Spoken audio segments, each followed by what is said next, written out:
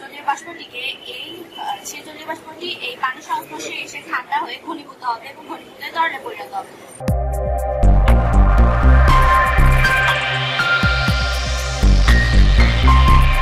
আসসালামু আলাইকুম প্রিয় ভিউয়ার্স, জেলা পর্যায়ে অনুষ্ঠিত হয়ে গেল বঙ্গবন্ধু সৃজনশীল মেধা অন্বেষণ প্রতিযোগিতা।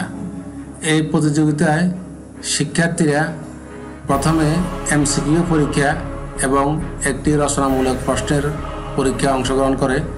এর পরবর্তীতে তারা বিভিন্ন প্রজেক্ট উপস্থাপন করে ব্যক্তিগতভাবে।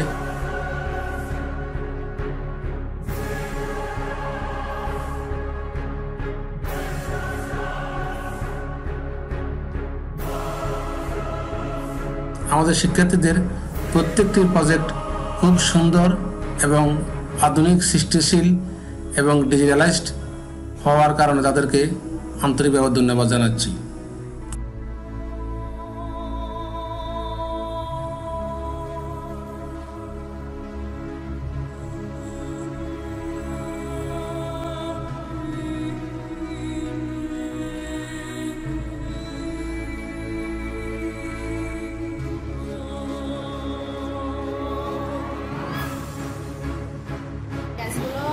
উত্তোলন করি, সেই গ্যাসের মধ্যে সম্পূর্ণভাবে জলীয় বাষ্প মিশ্রিত থাকে এবং যদি আমরা বিশুদ্ধ গ্যাস ব্যবহার না করি তাহলে আমরা যেসব যন্ত্রপাতিতে ওই জলীয় বাষ্প সহজে গ্যাস ইউজ করবো সেই যন্ত্রপাতি নষ্ট হয়ে যেতে পারে। খুব সহজে সেটিতে ওই জলীয় বাষ্পের সঙ্গে সেই যন্ত্রগুলো সাধারণত লোহা হয়, ফলে সেই যন্ত্রগুলো সহজে মরিচা পড়ে যেতে স্থাপন করবো। এবং এই তিনটির মধ্যে আমরা সালফিউরিক অ্যাসিড, এখানে আমি 20 আর মাত্রা নিয়েছি সালফিউরিক অ্যাসিড।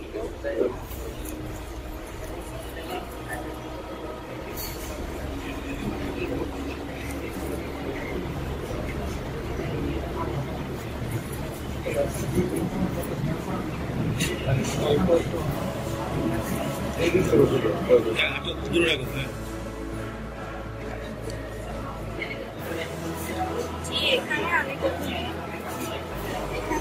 জিঙ্ক এবং সালফিউরিক অ্যাসিডের মধ্যে বিক্রিয়া ঘটে জিঙ্ক সালফেট এবং হাইড্রোজেন গ্যাস উৎপন্ন হচ্ছে। জিঙ্ক সালফেট এখানে তলার হিসেবে থেকে যাবে এবং হাইড্রোজেন গ্যাস আমরা জানি হাইড্রোজেন গ্যাস সবচেয়ে হালকা এবং দুটোই সবচেয়ে বেশি। হাইড্রোজেন গ্যাসটি এই নল দ্বারা এই কন্ডেন্সারে এসে প্রবেশ করবে।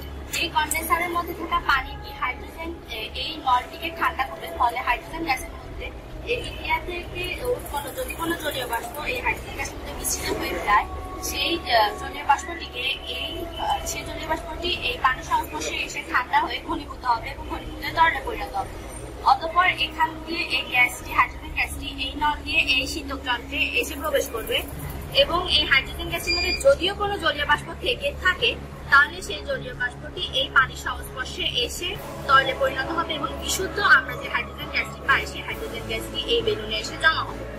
আমরা এখানে মূলত হাইড্রোজেন গ্যাস আমাদের অনেক কাজে লাগে। আমাদের বিশুদ্ধ হাইড্রোজেন গ্যাস আমাদের উড়োজাহাজের জ্বালানিতে কাজে লাগে, জাহাজ তৈরি এবং মেরামত কারখানায় কাজে লাগে এবং তাছাড়া আবহাওয়া অফিসে হাইড্রোজেন গ্যাস কাজে লাগে এবং বাচ্চাদের খেলনা বেলুন তৈরিতেও হাইড্রোজেন গ্যাস কাজে লাগে।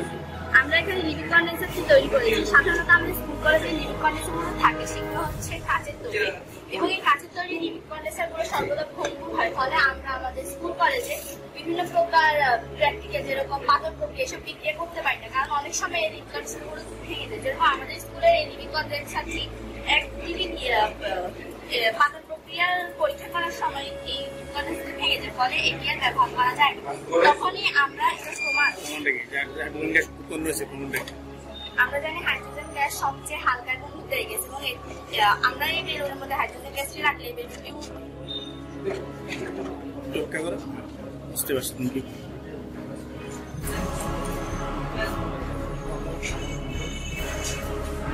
আপনার কোনো পাওয়া যাবে হাইড্রোজেন গ্যাস?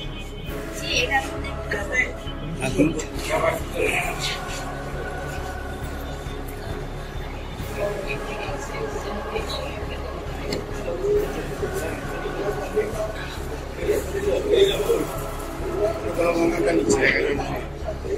বলো।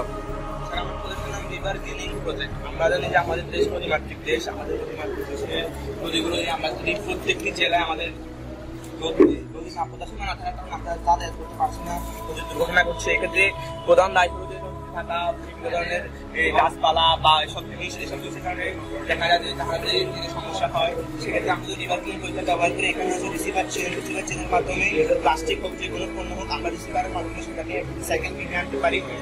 এটা হলো একটা কন্ট্রোল সিস্টেম, যেখানে যদি অনায়াসে এটাকে বাইরে থেকে কন্ট্রোল করতে পারবে।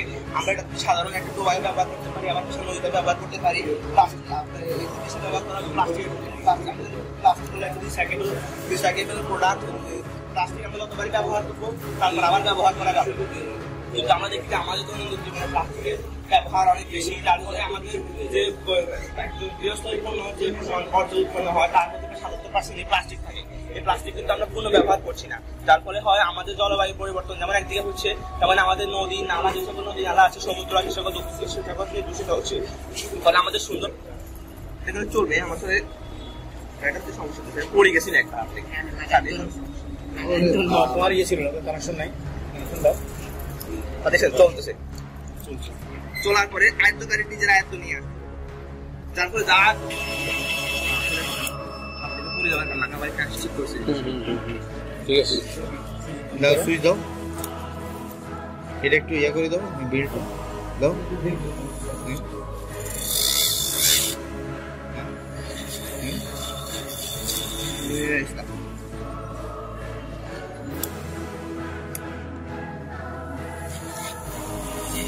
তোমার রিসাইকেল বিন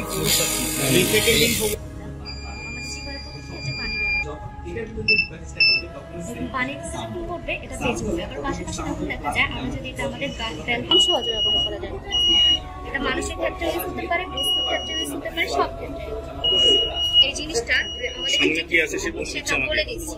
তখন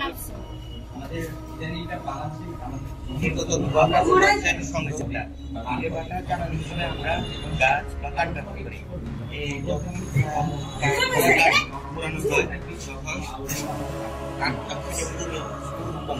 যেটা আমরা এই চিমনির মধ্যে একটা পাইপ ব্যবহার করে এটাকে পাঠানো হয় না, গ্যাসে তখন চুপড়ে দেখবে যেহেতু পাইপটা থেকে নিচে দিকে গিয়েছে।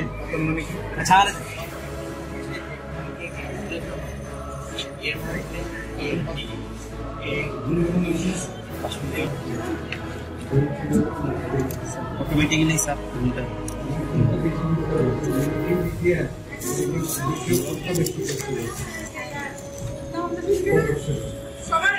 স্যার আগুনটা স্যার আগুনটা স্যার আগুনটা যখন আগুনের মাথাটা ভয়াবহ থাকবে স্যার, তখন এটা হচ্ছে স্যার সিম কন্ট্রোলার, অর্থাৎ আগুনের মাথাটা যখন ভয়াবহ থাকবে তখন যে ঘরের বা প্রতিষ্ঠানের মালিক তার কাছে অটোমেটিক্যালি একটা অ্যালার্ম এবং কল একটা চলে যাবে, এবং তার পাশে তার নিকটবর্তী একটা ফায়ার স্টেশনে অটোমেটিক্যালি একটা কল চলে যাবে স্যার। একটু পরে স্যার একটা কল আসবে অটোমেটিক্যালি, আর এটা লোড হচ্ছে কলটা যখন আগুনের মাথাটা ভয়াবহ হবে স্যার। আমরা যখন একটু আগুন লাগাইছিলাম তখন স্যার এই তিনোটা জ্বলছিল, যখন তিনোটা স্যার ফায়ার অ্যালার্ম তো আসছে, কিন্তু আমার আগুনের ভয়াবহ এই দুটো এখনো চলছে স্যার। যখন তিনটা একসাথে চলবে এটা কৃত্রিম বুদ্ধিমত্তার মাধ্যমে, এটা কোডিং এর মাধ্যমে এটা সরাসরি ডাইরেক্ট যায়। তিনটা তো আগে থেকে চলে আসে স্যার, এটা চলবে। জি জি, এটা কিভাবে আমাকে এটা যখন ফায়ার দিবে সাথে সাথে চলে যাবে স্যার, এটা তো সাথে দেখবে।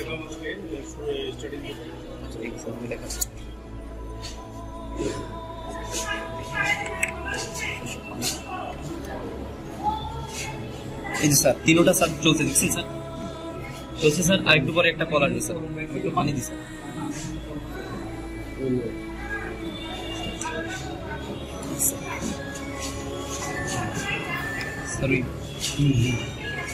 স্যার একটা কল আসছে স্যার, এই যে পানি স্যার, পানি পড়তেছে।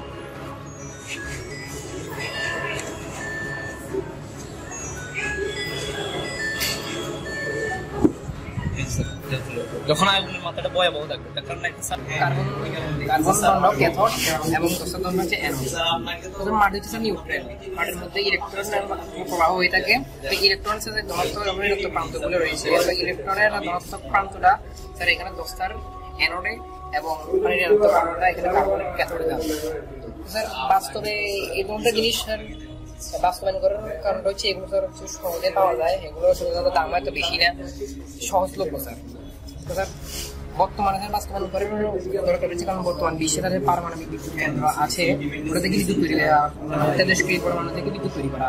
তো বাংলাদেশের মধ্যে স্যার এমন একটা গরিব দেশের মধ্যে পারমাণবিক বিদ্যুৎ কেন্দ্র স্থাপন করা অনেক ব্যয়বহুল হয়ে যাবে।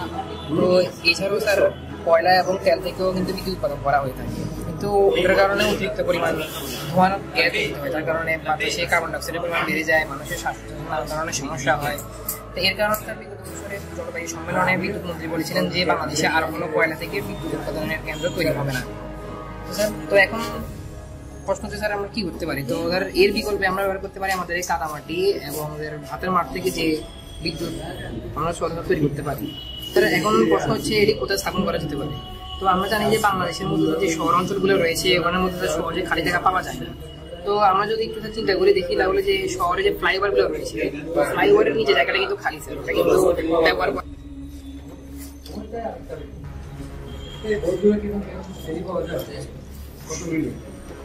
একটু ক্যামেরার দিকে ফিরে যাও, এদিকে এদিকে একটু দিকে যাও।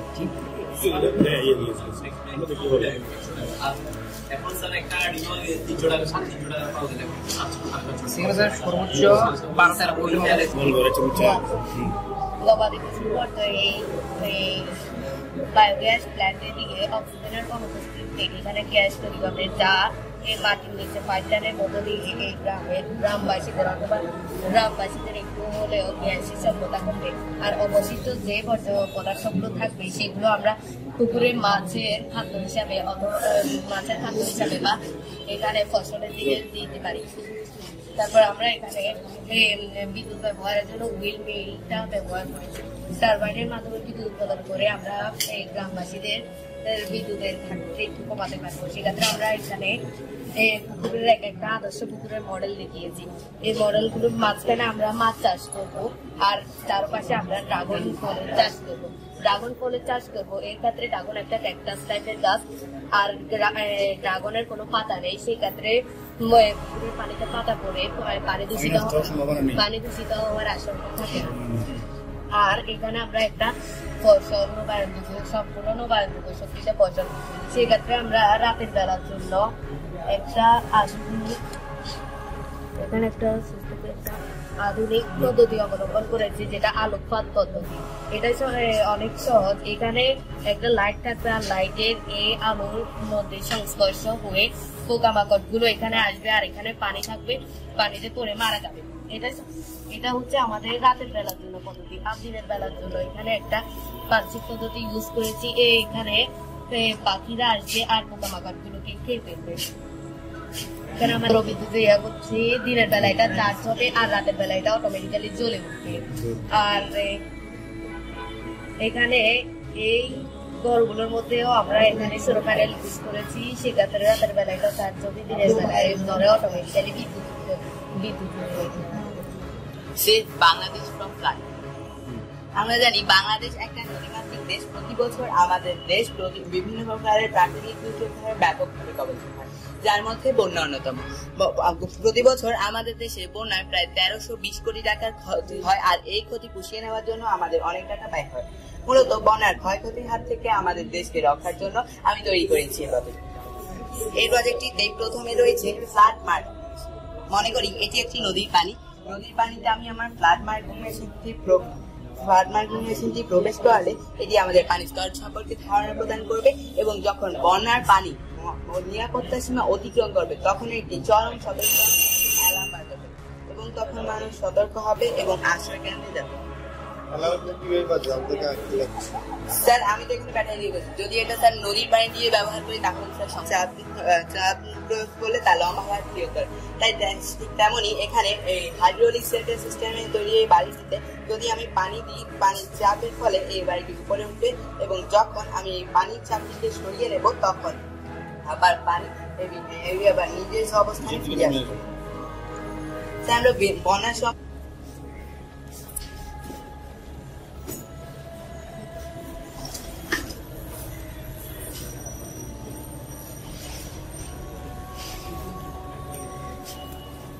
এই প্রকল্পের দ্বারা আমরা আমাদের বনের ক্ষয়ক্ষতির হাত থেকে রক্ষা করতে পারি এবং ডিজিটাল বাংলাদেশের পক্ষে উন্নত এক বাংলাদেশ গড়ার দিকে এক ধাপ এগিয়ে যেতে হবে। নদীর পানি। মোহাম্মদ মাসুদুর রশিদ, এর নাম হচ্ছে লবণাক্ত পানির সাথে ডিমের পরীক্ষা। এই পরীক্ষার জন্য আমার উপকরণের প্রয়োজন হচ্ছে, আমার 2টি গ্লাস লাগবে। আর আমি আছি লবণ। এখানে আমার প্রথমে আমি এই 2টা গ্লাসে 3 ভাগের 2 ভাগ পূর্ণ করে নেব।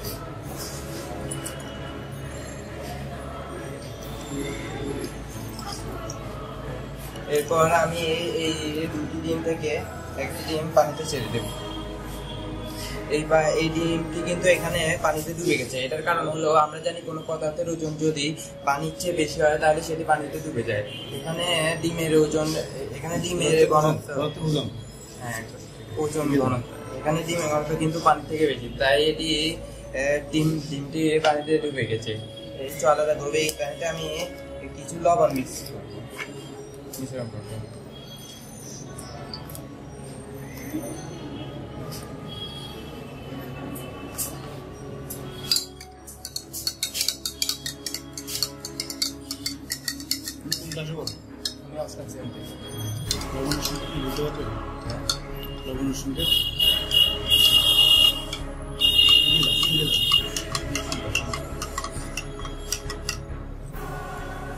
এখন আমি এই লবণাক্ত পানিতে আমি একটা ডিম ছেড়ে দেবো।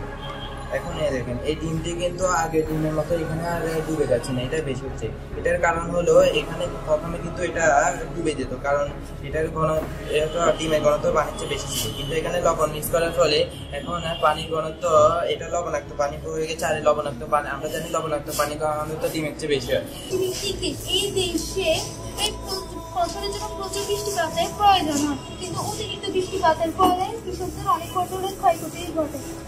এই প্রজেক্টটির মাধ্যমে, রেইন ইলেকট্রিসিটির মাধ্যমে কৃষকদের একটা নির্দেশ দিই।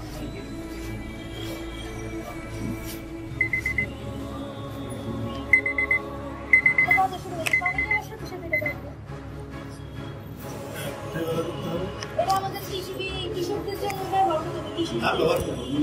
স্যার নিচে লেখা থাকে, তুমি দেখো আস্তে করে দেখো বোর্ড কোথায় আছে। আর এখানে স্যার ট্রানজিস্টর আর হচ্ছে স্যার স্যানিটাইজার আর হচ্ছে ইনফ্রারেড সেন্সর, যাকে বলা হয় আইএস সেন্সর। স্যার এটি সবগুলো মিলে স্যার এটি 100 টাকার চেয়ে কম, যাকে বলা যায় তাহলে স্যার এটি একটি সহজলভ্য মেশিন তৈরি করার জন্য স্যার। আর স্যার এটি ট্রানজিস্টর, আর ট্রানজিস্টরের সাথে স্যার আইএস সেন্সর, ট্রানজিস্টরের 3টা বেস ইয়া থাকে।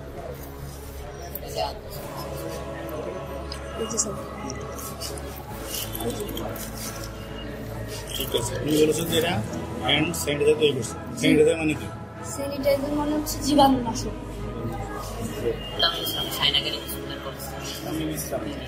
তামিম ইসলাম। বঙ্গবন্ধু মেধা প্রতিযোগিতায় আজকে আমার প্রজেক্ট হচ্ছে পেট্রোলের সাহায্যে এলপিজি গ্যাস। আমরা প্রায় প্রতিদিন শুনে থাকি যে বিভিন্ন জায়গায় এলপিজি গ্যাসের সিলিন্ডারে ব্লাস্ট হওয়ার কারণে অনেক মানুষের প্রাণ যায়, বা বিভিন্ন সময় মানে আমরা প্রতিদিন দেখি যে প্রাকৃতিক গ্যাসের মানে এলপিজি গ্যাসের দামটা প্রতিনিয়ত বাড়তেই আছে, যেটা জনগণকে অস্থির করে দিচ্ছে। এখন যদি আমরা এই মানে এখানে ব্যবহার করা হয়েছে একটা 1/2 লিটার পেট্রোল আর একটু পানি। এখন এই প্রজেক্টটা ব্যবহার করার মাধ্যমে আমরা বিস্ফোরণ রোধ করতে পারবো, তার উপর এটা সাশ্রয়ী এবং টেকসই। ধরেন